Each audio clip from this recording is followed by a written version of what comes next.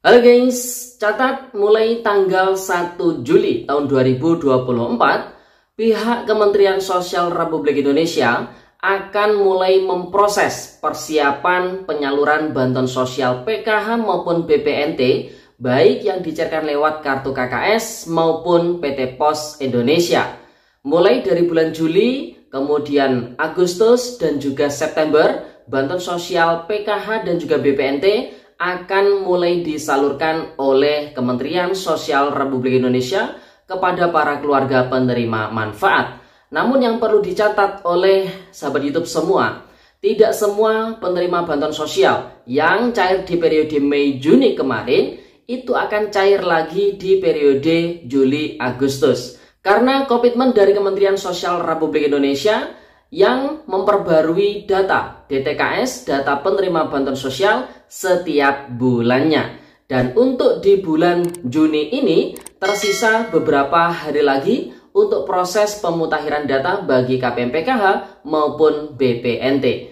Nah, kira-kira informasi selengkapnya seperti apa? Simak terus videonya.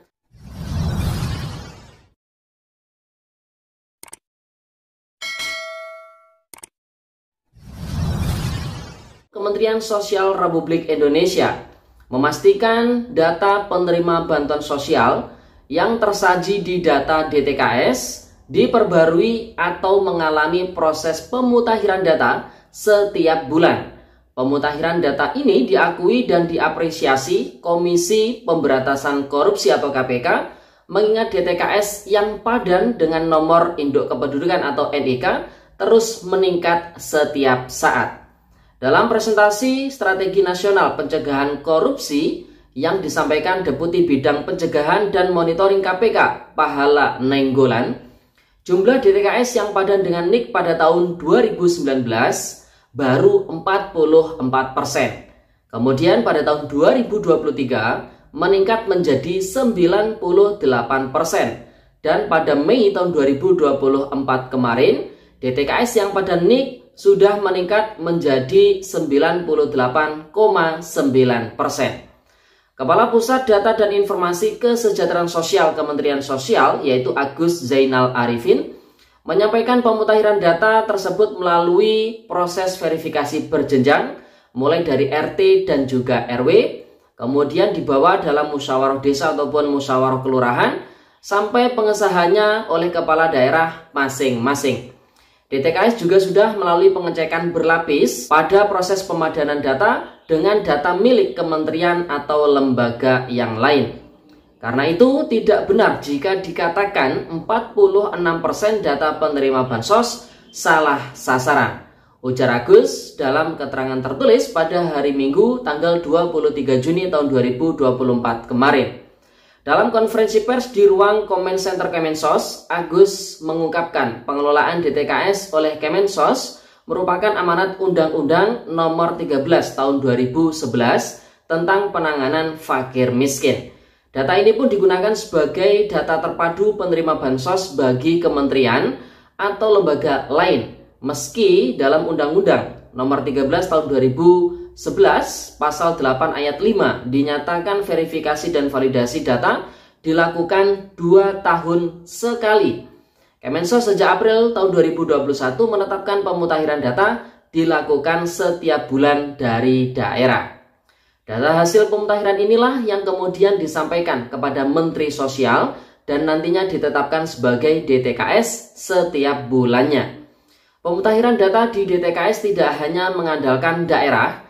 Kemensos juga melakukan pemutakhiran data dengan melakukan pengecekan berlapis melalui pemadanan data dengan kementerian atau lembaga lain seperti Bappenas, kemudian KPK, BPK, BPKP, Kejaksaan Agung, Bareskrim Polri, Kemendagri, Kemenkes, TNP 2K, dan Kantor Staf Presiden.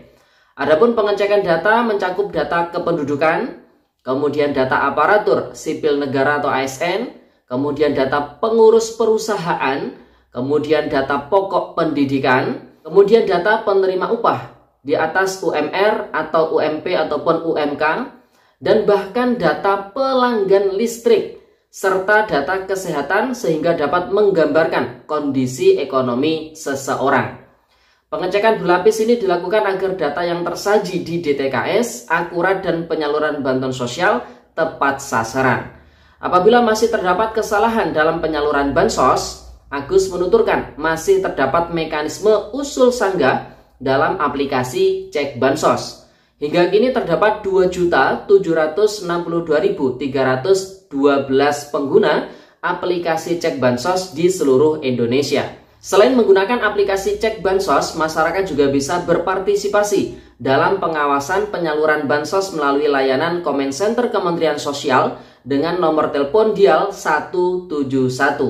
Jadi dengan mekanisme berlapis seperti ini, mestinya tidak ada bantuan sosial yang salah sasaran.